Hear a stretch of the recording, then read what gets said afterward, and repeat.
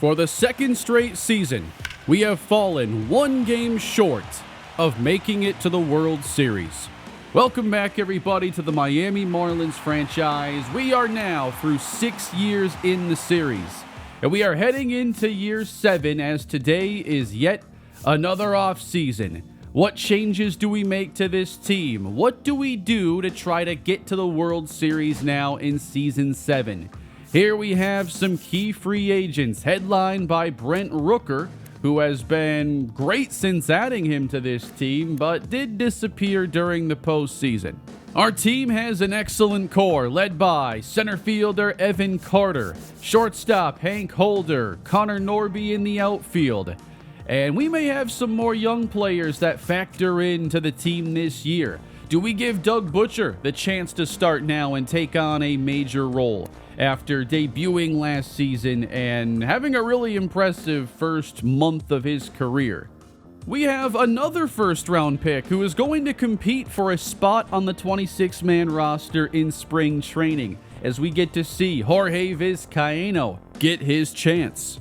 And we'll see what opportunities are out there this offseason as we look to make it to the postseason for the third straight year, make another run at the World Series. We have gone down in Game 7 of the NLCS now 2 years in a row. We had a really good chance to move past the Dodgers and go to the World Series, and they ultimately went all the way and won it. This team just feels like an unbeatable boss at times. Even when we had the upper hand, the Dodgers came storming back and broke our hearts. As we've become more successful in the franchise, our budget has gone up a significant amount. We are no longer limited, and with the extra available salary this year, I want to see if there's a big move we can make, perhaps for our pitching staff, to make it even deeper. We're going to be moving on from Ryan Pepio, who is now down to a 77 overall and saw a lot of regression last year. But I want to bring up Jorge Vizcaino, and I'm not afraid to spend some more money here in free agency, even if that means we maybe spend a little bit less on the offense. Right now, I think we're going to let Brent Rooker go. You know, you can look at the ratings right now, but you also have to think, where could these players be by the time October rolls around again? You know, if a player like Rooker goes down 3 or 4 overall, I mean, just look at the regression from last year. You would rather be a year early than a year late giving up on a player in some cases. A philosophy that I always attribute to the New England Patriots, who would move on from players, and it's like, why would they do that? And it usually made sense a few months later. And I think about, you know, the next season worth of potential regression. And I think that when you're in this like high 70s to low 80s tier, think 77 to 82, the caliber of player you're getting there ranges from career minor leaguer, quad A player to an all-star.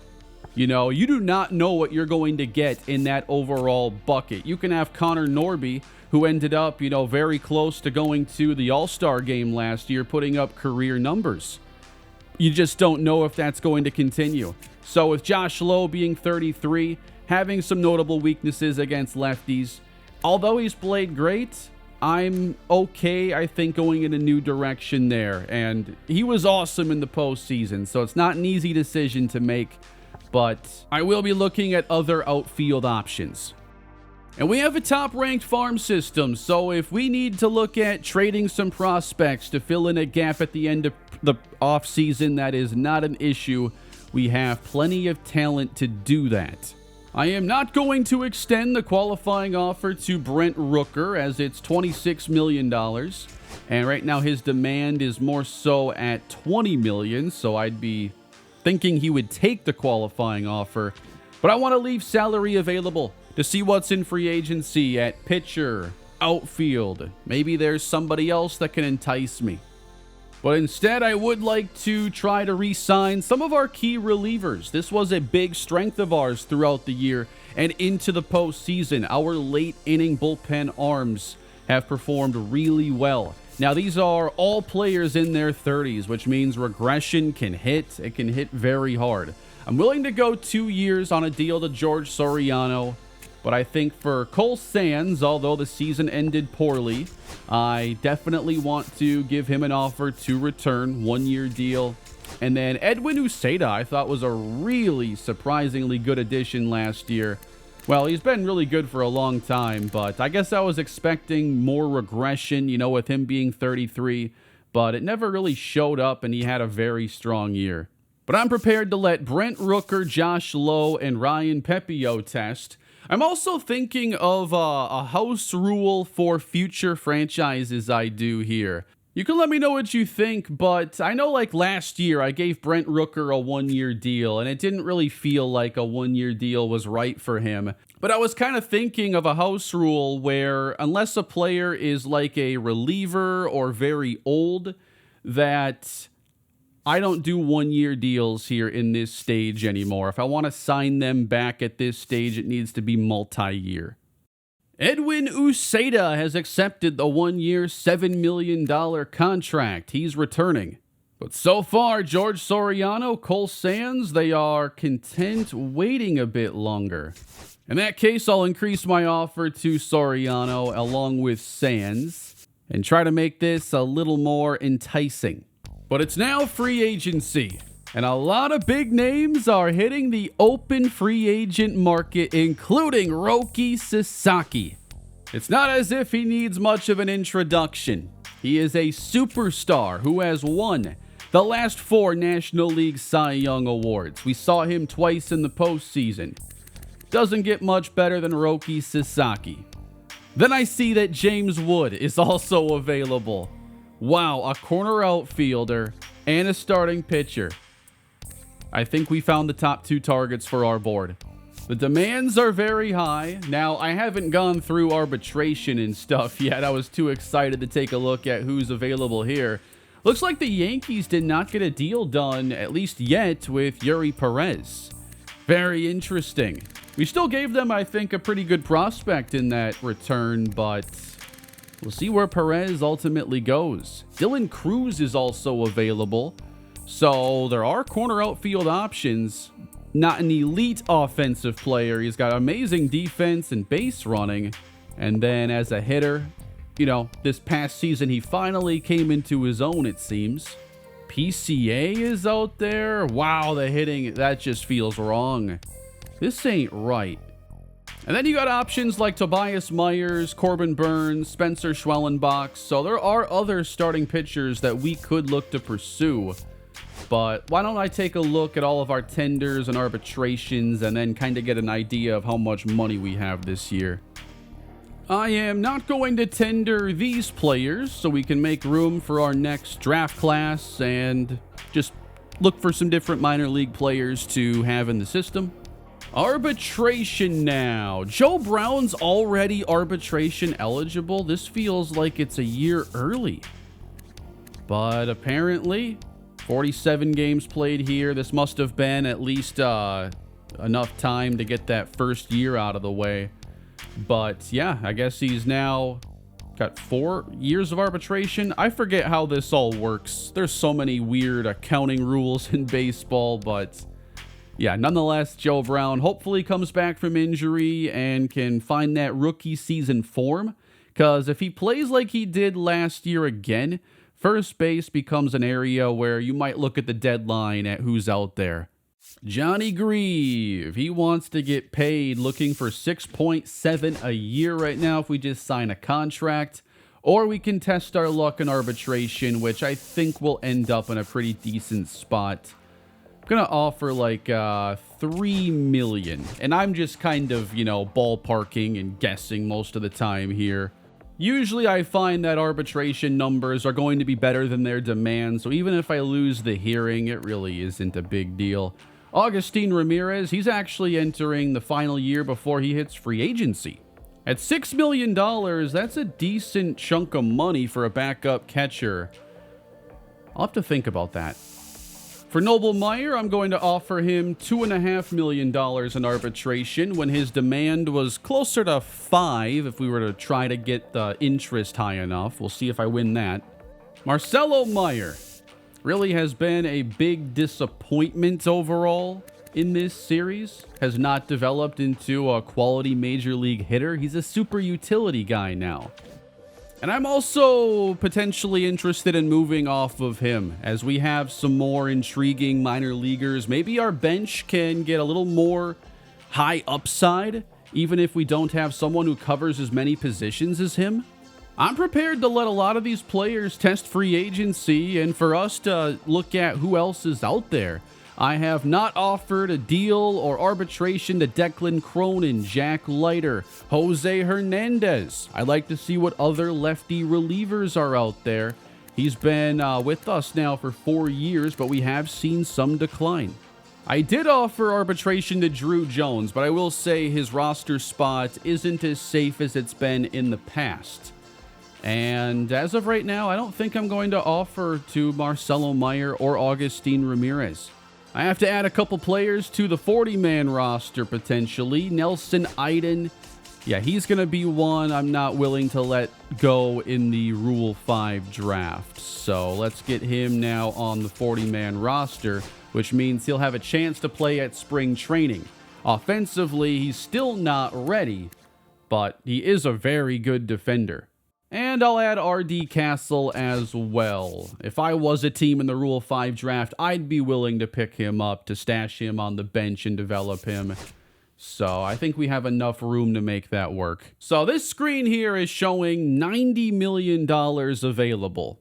Now that's letting a few players walk, backup catcher, super utility, some relievers. Those roles are going to cost some money. But we have the room to potentially make a splash or two. Roki Sasaki and James Wood, they are going to be on top of our free agent board. And then I want to put another pitcher on the board who might be a little bit more realistic for us to get. Just in terms of Roki's going to have a ton of interest. Even if he's willing to hear us out, we might not win that battle. But Spencer Schwellenbach at 86 overall, much lower salary. Couple pitchers ranked higher than him, and he's been really steady for the Braves in this series and has not allowed a lot of home runs throughout the last 4 years. So we're going to make those areas our focuses then, starting pitcher and left field, although I'd look to play probably James Wood in right. And then for team needs, I'll go right-handed pitcher, left-handed batter to get more boost there.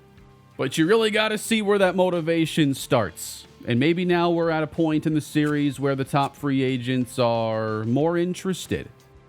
Tobias Myers. The Braves are trying to sign him instead of Spencer Schwellenbach, so they can go ahead. Roki Sasaki's at 40%, James Wood 28%, Schwellenbach at 54%. So we should probably just remove James Wood then. That's going to be far too much work. Roki might be a long shot as well, but 40 is, I think, just enough for me to try. Maybe here we just put Dylan Cruz on the board then. He's coming off a career season. He was a Gold Glove winner, an All-Star, which he's now been an All-Star 2 years in a row. Maybe he's now hit that point where he's going to be a really good player for a while at 29 years old. We should at least gauge the interest there. Francisco Alvarez is headed to the Red Sox, and we'll have to look at catcher as well this offseason. Pete Crow Armstrong, 5 years, $122 million. That's a pretty good deal.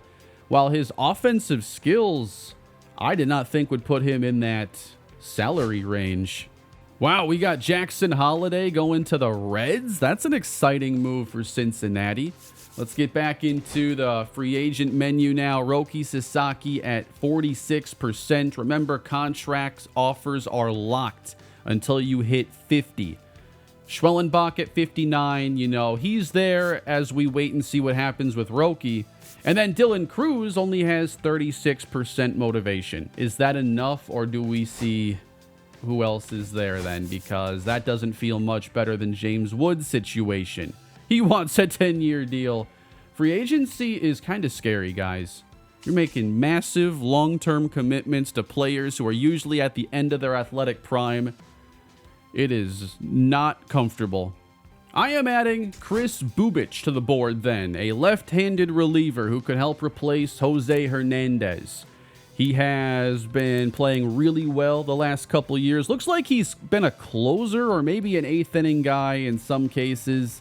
But, you know, he's blown a fair amount of saves. He doesn't allow a lot of home runs, though. And I really want to get a lefty here that we can situationally use. I think Hernandez was good at that for a short while, but he has not been great against lefties in some time. Junior Caminero is headed to St. Louis. It's a nice signing. I think $20 million for a 27-year-old third baseman with his offensive upside. Even though he's coming off a 223 average, that doesn't feel bad to me. Abner Uribe, one of the best relievers on the market. He's going to be heading to the Angels. So now we've reached the arbitration deadline. And we have a little bit more information now because we know we're not getting James Wood and Roki Sasaki. That pipe dream is now gone, which means we probably have plenty of room to offer arbitration if there's anyone here I'm willing to bring back, but don't feel like the number is quite right. I'm kind of torn here on Agustin Ramirez because the numbers haven't been great. The attributes are good. We have a long history, though, of underperforming here. Do I just go in a new direction? We do have Joe Mack down at AAA. He has, you know, given us some defensive upside. I think we'd still want to look elsewhere for a backup catcher. At some point when a guy isn't performing, you start to have to ignore the attributes because they're just not painting the whole picture. Now or never on Roki Sasaki. This is what I feared. And because another organization made the first competitive offer, our motivation is now down. The demand is 7 years at $40 million a year. That is a crazy place to start when you consider we have to go so far up just to compete. Like 9 years, $50 million. A $450 million contract right here just gets us to 55%. 9 years is the max you're able to offer. And that's going to be my offer right here. $50 million a year. An absolutely colossal number. That's our offer to Roki Sasaki. This signing will include a competitive balance tax. This tax will also be deducted from your off-season budget. Great. I'm not even sure what that means. I've never seen that pop up before. But here's the decision for Roki Sasaki, everybody. The ultimate free agent pitcher is available, and he's going to Arizona. He signed for the same deal. Wow. The exact same contract. And Roki goes to the Diamondbacks. At least he's not a Dodger, right? But that is very surprising. They signed him to the same deal I offered. Tobias Myers is a Brave. And we shift our focus a bit then for pitcher. This is good here. We have motivation high for Schwellenbach and Bubic. Gonna offer another contract here to George Soriano. I guess it wasn't holding that original offer there anymore. I'm offering a deal to Spencer Schwellenbach and Chris Bubic. A decision has been made. What do we have? Pen to paper. We've made a signing apparently, and welcome back George Soriano. Another decision is made. I made some pretty fair offers. And we're going to be seeing a deal that is, I believe, accepted? No? Spencer Schwellenbach declines our 4-year offer. But then another decision. This would have to be Chris Bubic then. And there we go. That's going to be a contract and a new lefty reliever. Kansas City just signed one of our outfield options, but I didn't really consider a reunion with Jesus Sanchez. Partially because he has the same weakness as Josh Lowe. He doesn't hit lefties very well. He hits righties outstanding. And he's been really good since we traded him way back when, like year 3 of the series. He's put up some near all-star caliber seasons. All right, I'll stop being cheap. I'll give him a $25 million a year offer now. I'm going to put Kyle Teal on the board. I'm intrigued because he can play catcher plus the entire outfield, so there's some flexibility here. He's been a 4-WAR player, I'm imagining because of his good defense at catcher. But as kind of a catcher, backup, outfielder hybrid, this feels like an even better version of like the Cole Carrig deal from earlier in this series. He's improved his hitting against lefties too, so he's become a more balanced offensive player.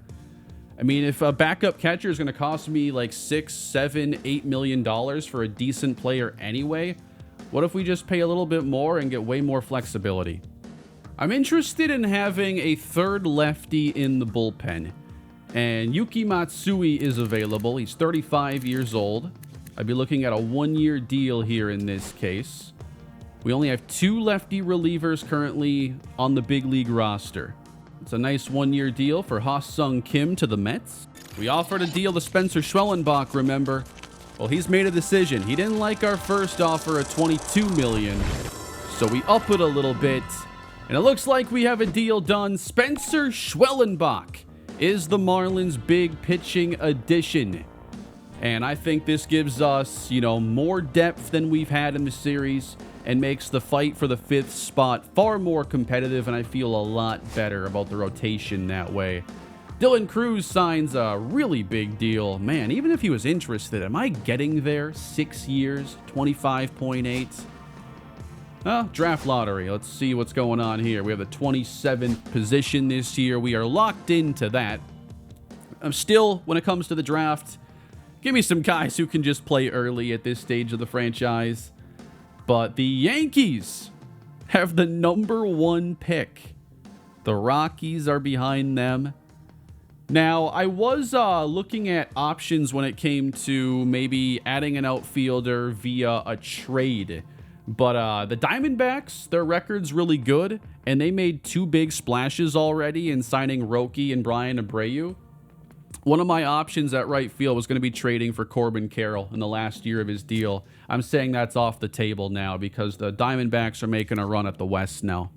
Man, I have some work to do here. These are both players I'd like to get. Kyle Teel would be a fun new backup catcher.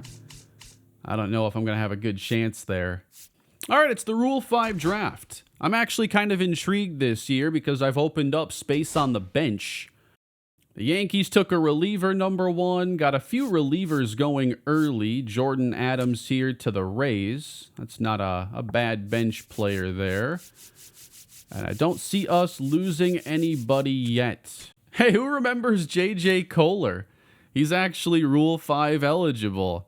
If you're wondering what's the big deal with J.J. Kohler, he was actually a draft pick of ours in this series, but I guess I didn't have room on the roster, and it sent him to free agency, where he was then picked up by the Angels. He was the 6th rounder in year 2, but not a Rule 5 pickup for us here.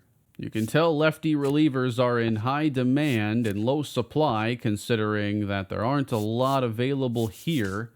I don't mind a little roster competition, though. Doesn't hurt. If it doesn't work out with a Rule 5 player, you can just send them back to their former team. But I think we're going to draft Johnny Brito and just see if we can add a quality addition to our bullpen. High hit per 9, high walk per 9. His ratings look good. He just hasn't gotten many opportunities. So for the first time in a couple of years, we're actually drafting somebody in this. But that'll be it for the Rule 5 draft as we continue on here in December. Jose Ramirez was now signed by the Reds, so we know the Dodgers are going to look a little bit different next season. I put Ben Joyce on the board as a reliever option as well. 51%, so we could make an offer. Looking at our bullpen right now, I think we're looking for 1 or 2 more players. We'll see about Brito. I want some competition here. So give me like 10 options in the pen. I'd say right now we have 6 guys locked in. I offered a deal to Ben Joyce, and man, they're getting kind of tough to sign here. I'm not even lowballing in most cases. The Angels have signed James Wood, 11 years, $363 million. If he stayed on the board, maybe we could have gotten that motivation up, but didn't want to play the long game there when there are other spots we need to look at. I keep getting the competitive balance notification. I don't know exactly what this is going to mean. I just know I'm trying to win a World Series this next year. And I'm trying to put us in the best position to do that. Now or never on Kyle Teal. All right. 37%. Was hoping I could get a chance to offer a good deal, but I don't think my offer is going to be very good. Not even sure why I'm trying here. This is sad. 2 years, 15 million. I'm about to get blown out of the water by like a 4-year, $80 million contract here. Kyle Teal is headed to the Brewers. 4 years, 14.4. I increased the offer to Ben Joyce, and he is now on board. We had a flamethrower into our bullpen. That's pretty fun, considering, you know, what we have with Kenny Norris in the bullpen, where he's our triple-digit heater guy that can attack batters really aggressively. Now we get the right-handed version of that skill set. And Ben Joyce, who, you know, the surface numbers haven't been phenomenal the last couple of years. His advanced numbers were solid last year. And we just tend to have a pretty good time getting the most out of our relievers. So I'm excited about this. Yuki Matsui was also offered a contract. And even though I increased it by a full million, he says no. I'm not sure if they, like, ooh. Yuri Perez, 6 years, $203 million. He is a Milwaukee Brewer now, competing with us in the National League again. I'm not sure if they like patch anything to make it tougher to sign players, but I think the difficulty this offseason has felt really good. I see the Twins here just made a move, and back in Minnesota is Brent Rooker, to the team that drafted him. He signs a 3-year deal. Took a little while, but they got it done. 96%. I'm just happy to see a player is so interested in us. Jake Irvin.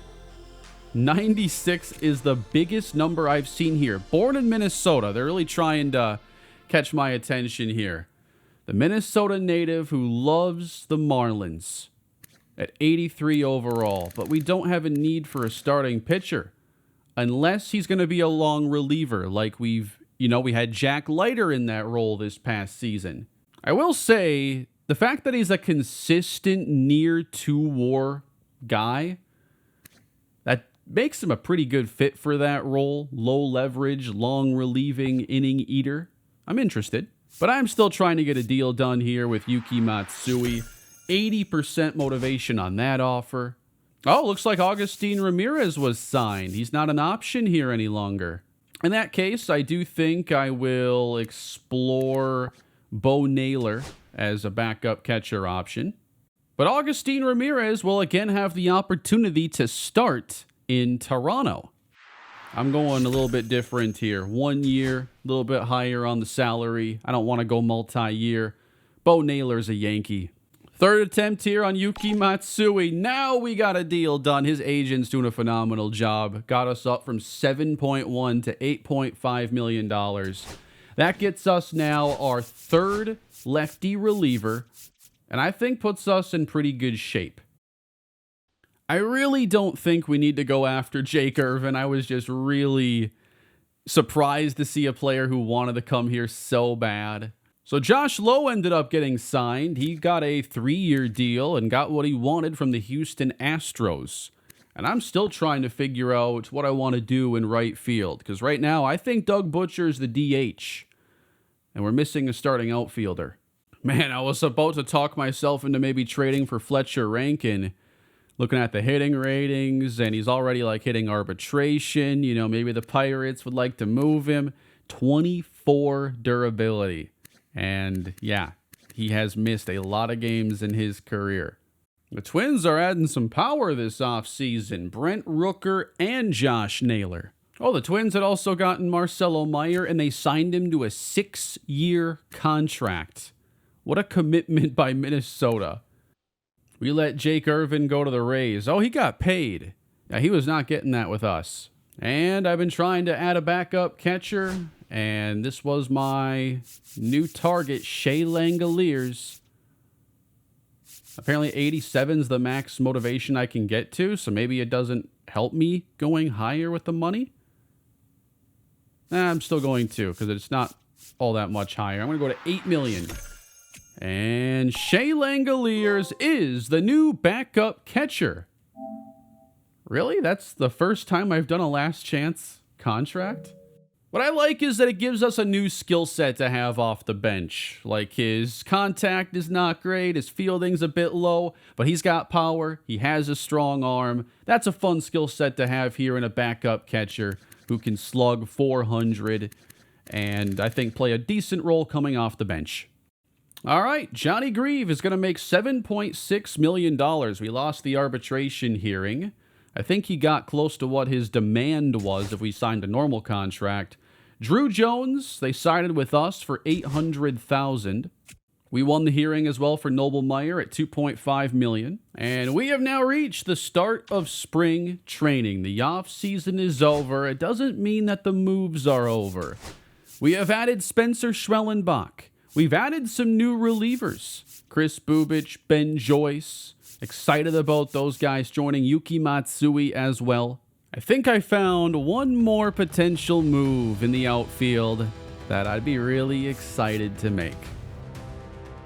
I am willing to give up a player that previously I said was one of the main outfielders I wanted to keep, kind of an untouchable prospect. But I'm willing to trade Huey Costa to the Chicago White Sox because they have Walker Jenkins, who at 26 years old is only an 81 overall. This feels a little bit like the Marcelo Meyer trade situation. Now, Jenkins has played well offensively the last 2 years. He just hasn't become a superstar in this series. In real life, he's a top prospect with the Minnesota Twins, a borderline top 10 guy. And the expectations are sky high. And here in the series at 26 years old, I think he still has a chance to realize his potential, but maybe not the same chance that he would have had a few years previously. But if we want a guy who can step in at right field, not break the bank too bad. I mean, 8.7 is a healthy arbitration salary, 2 years of team control. And this potentially could be more than just a short-term solution. We wouldn't have to worry about regression in Jenkins' case. And we are going to make that deal. Welcome to the Miami Marlins, Walker Jenkins. We are trying to sort out this outfield and solidify it. And Jenkins now becomes the starting right fielder. And if it doesn't work, we have options. You know, Chet Sparbori isn't a great one. We haven't seen the growth from him, but he only has one option available. Then I think later in the season, a bit of a long shot here. Where is he at? But after another few months of development, what could Andreas Ruiz have to offer us? He might be a September call-up guy. If he's like a 73 to 75 overall, good in the field, if there's any boost to his offense, he could start to be a serviceable player, maybe a bench outfielder. I wanted to hold on to Ruiz because he's so close to being able to even join the bench. And there's also PJ Morlando, who I think is going to stay on the Major League roster this year. He does have an option available, but first, third, corner outfielder spots, he is really good to have on this team. And I think it was kind of important for us to get another lefty after losing Josh Lowe. I didn't want to be too right-handed heavy. Now we have Carter, 2 switch hitters, and a lefty hitter again in Walker Jenkins, who gives us some more pop.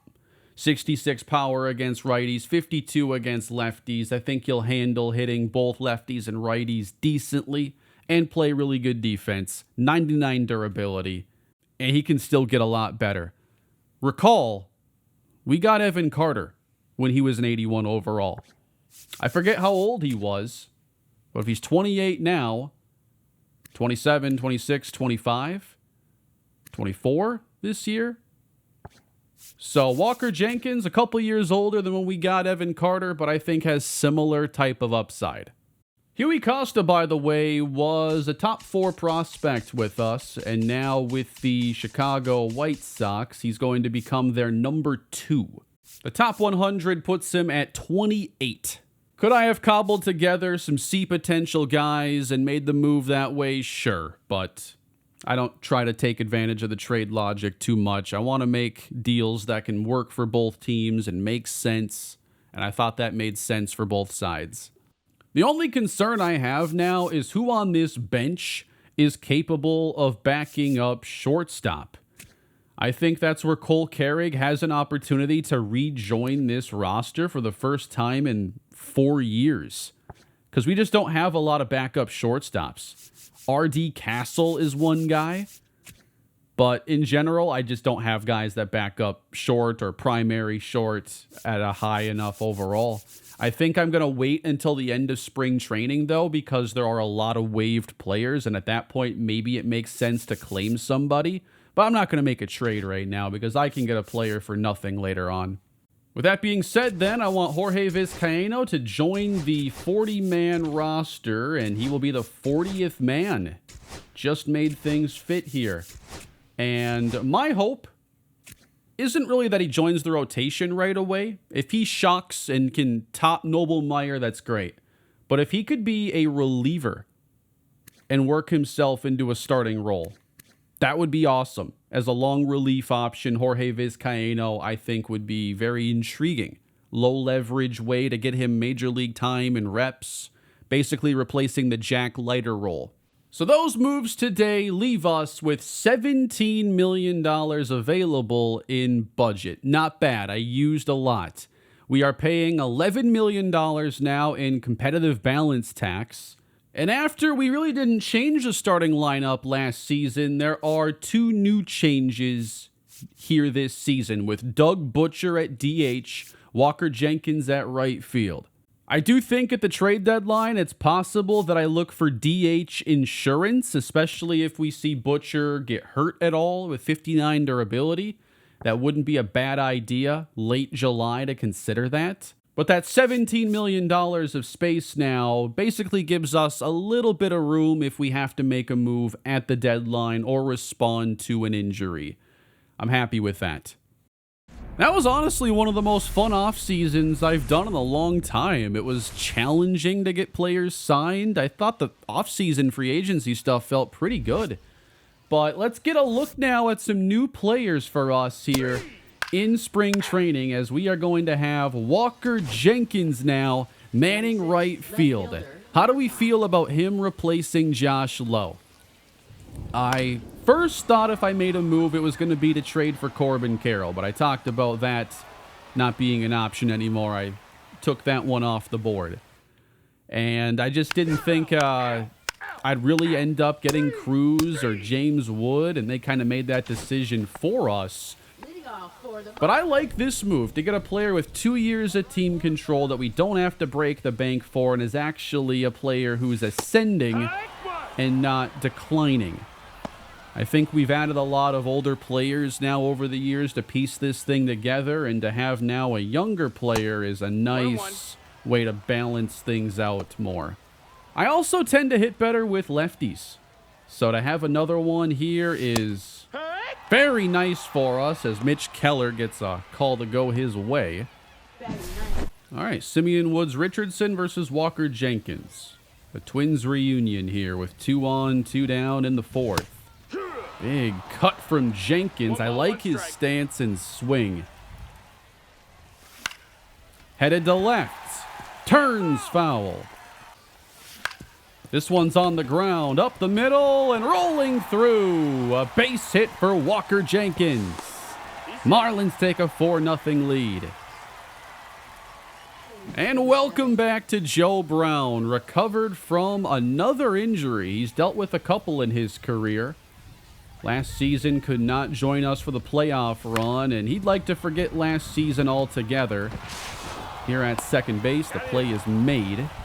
Definitely a lot of eyes on Joe Brown, though. Like, when you're a low 80 starter, your spot's only as safe as the quality of the player behind you, and I think highly of PJ Morlando in this series. It's not often I've had that like high C potential guy who's really delivered at the major leagues, but he has.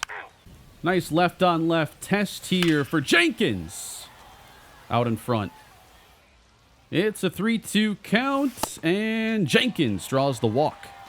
He's been a pretty good on-base player the last couple seasons. There's a little speed here, but I don't think a major stolen base threat. 28 steals, 67 stealing. Whoops.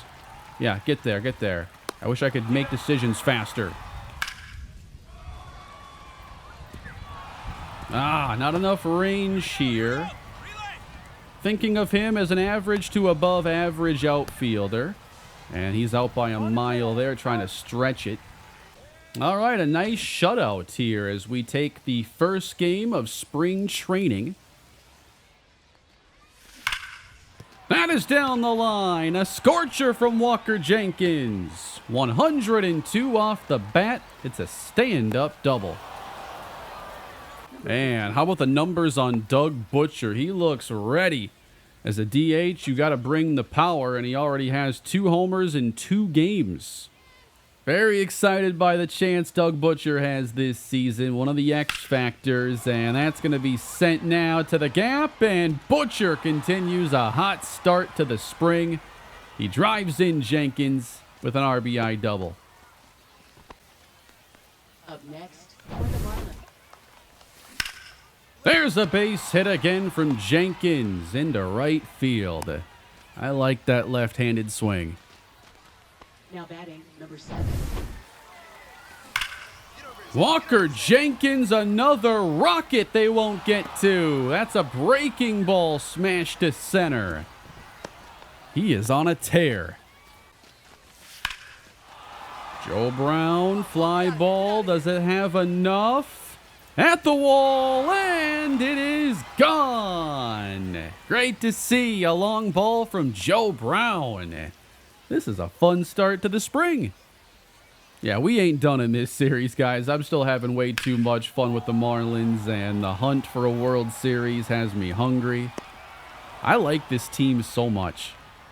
2 hits for Butcher, 2 hits for Joe Brown, 3 for Walker Jenkins. Even Aaron Jackson goes yard. Now, another player we have to take a look at here is pitcher Jorge Vizcaíno.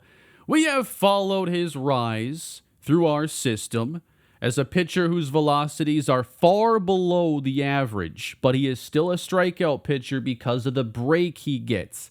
He throws a primary 2-seam fastball, splitter, slider, curve. We're trying to draw chases out of the zone, swings and misses. Will this work at the majors, though? We've never seen him pitch against major league competition. I have done some starts with him where he struggled because his hit per 9 rating was lower than his strikeout rating. So when the ball was in play, he would get into a lot of trouble. So we want to see, okay, first is the strikeout stuff there because he's a strikeout pitcher. The second thing is when the ball's in play, is he getting in trouble or is this doable? He's got an opportunity here, and a swing and a miss from Michael Harris. Splitter. Hit to short. Hank Holder with the play. There's that 2-seamer. Not that fast, but still can get them jammed like that. Austin Martin 0-2, and he strikes out on the splitter. There's a curveball this time, and again, expanding the zone. Pretty promising stuff so far, and strike 3 on the backdoor slider from Jorge Vizcaíno. If this is who he is, oh yeah, he's going to be at the majors. All right, he missed that pitch, and Riley also just missed. Fly out. So as we prepare now for Season 7, the team has been really good for a couple years. 1-1. We're going to be moving fast through this season. We're going to focus primarily on any new developments. Players ascending, declining, the new faces, of which there seem to be some decent ones this year. We're going to focus on the more exciting stuff and try to get back to another postseason run. That's a good one right there. Under the zone on a 1-0 pitch, too. You got to take that one. Under the zone again. chasing that two-seamer. He's out. I'm willing here in spring to throw a few more of those two-seamers in to see if it's really an option. Here's a 2-2 curveball now, a little wild. Haven't seen a walk yet. We're going to try the slider. Vizcaino picks up strikeout number 3.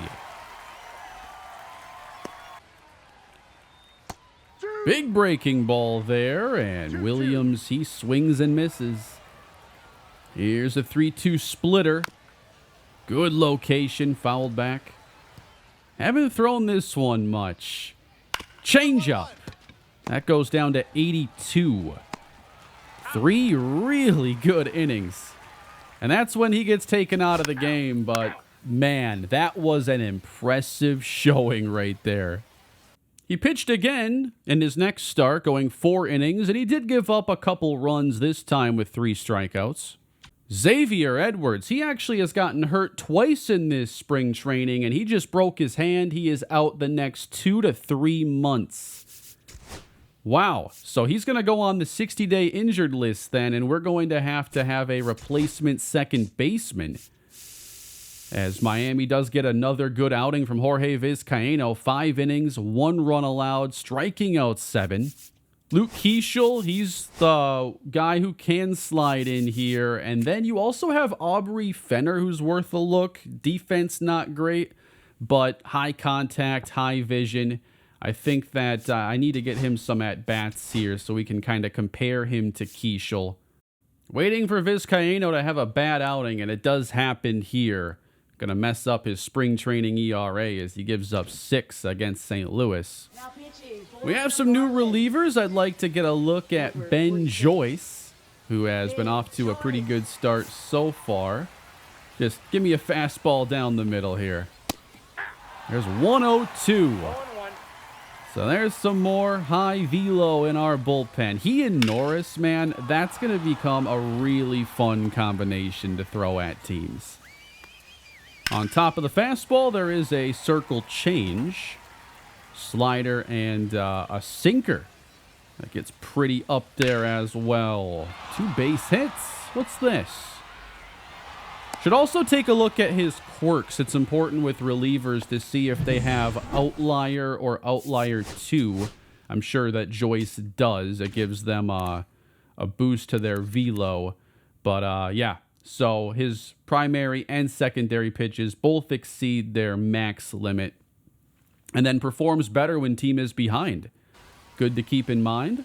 Always should know those reliever quirks.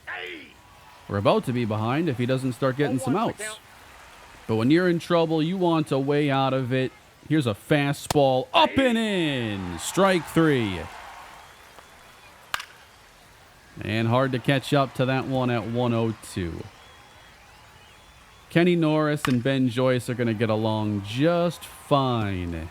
I think our late inning bullpen is set up to be potentially even deeper this season. Strike 3. Yeah, they're late. No one's catching up to 102 right now. Oh, brutal miss. 1-1. Changing speeds. That's not fair. That's a 19-mile-per-hour drop. And it's on the lower edge. Jeez, Ben Joyce is ridiculous. We're going to get along pretty good in this series. Walker Jenkins hits 2 homers. Doug Butcher is a multi-hit game. Overall, it's been a really fun spring outside of the Xavier Edwards injury. All right, I wanted to sim to the end of spring training then, just to see if there'd be any other injuries, but so far, just the Xavier Edwards situation. So that's going to open up a spot then on the roster. Someone extra is going to get to make it then, with Luke Keeschel likely becoming the starter in the meantime. We have the option between him and Fenner, and I suppose Fenner outplayed him in spring. So maybe Aubrey Fenner. I'm not against it. I like to reward good performance. Not going to set the full roster right now. Just wanted to get to the end of this. But here are the standouts. Walker Jenkins hit 7 homers, batting .374. I'd say he's ready. Logan O'Hoppe also playing outstanding. Got Johnny Grieve hitting 221. Hank Holder. Holder doesn't usually show up like this in the spring. And, you know, to start seasons, he's rarely been elite at the plate. So I'm looking at, you know, Hank showing up in more of a full season capacity this year. Or his nickname's going to have to become like Mr. August, because that's about when he starts to turn it on. Doug Butcher, 292, hit 2 homers early in spring, and then no more, but still had 11 other extra base hits, slugged .616. Doug Butcher ready to be that DH. Connor Norby, Aubrey Fenner. Joe Brown, kind of struggling again. Got to keep an eye on his performance this season. Chet Sparbori, the Sparbarian, actually had himself a really good spring, apparently. At least it started that way, and then he closed 2 for 10. But he'll be another player that's kind of on that bubble. But he has one more option left. And for pitchers, I did not get to use Spencer Schwellenbach, but I'm not expecting too much of a learning curve there with his game. I think Noble Meyer's play is going to give him that 5th spot in the rotation. And I'll have to see if Vizcaino does end up making it as a long reliever, or if he just starts at AAA. That might be best for him. He did give up 4 homers in the outings that I had simulated. And I'm sure I can get to 8 relievers quite easily. And I think that if I want Johnny Brito to make it, then he's going to have to have that roster spot. And he did earn it with his play. Ben Joyce, 9 strikeouts, 2.7 ERA. How about, let's see some strikeout rates here. K per 9, Ben Joyce, number 1. They'll be battling with Kenny Norris. Who has the best K per 9 this year, guys? Leave your thoughts down below. Thomas White. Oh, man. I gave him 1 start. And I think he gave up 2 more home runs. It hasn't worked. He's probably not going to clear waivers if I waive him, but if there's ever a time to try it, it's right at the end of spring training when there are hundreds of players hitting the wire. You might pass a guy like him through one more time. But that was a good time. Let me know what you guys think down below in the comments section. Do you like the additions of Spencer Schwellenbach, Walker Jenkins, and the relievers? Do you think Aubrey Fenner should be the day 1 second baseman? The other option is to move like Connor Norby there and play somebody else in the outfield. But I kind of like keeping the outfield where it is and maybe seeing what Fenner can give us, considering this is Xavier Edwards' last season under contract, and it'd be nice to have some more information on a promising 21-year-old second baseman. Doug Butcher's the DH. Shea Bangaliers is going to be the backup catcher and home run specialist there. I'm excited to see what Season 7 looks like. Is this the year we can make it to the World Series? That's the only goal at this point. Let me know what you think, and I'll be back here soon to continue the series with the start of Year 7. Please leave a like, subscribe to the channel, and I'll see you all in the next one.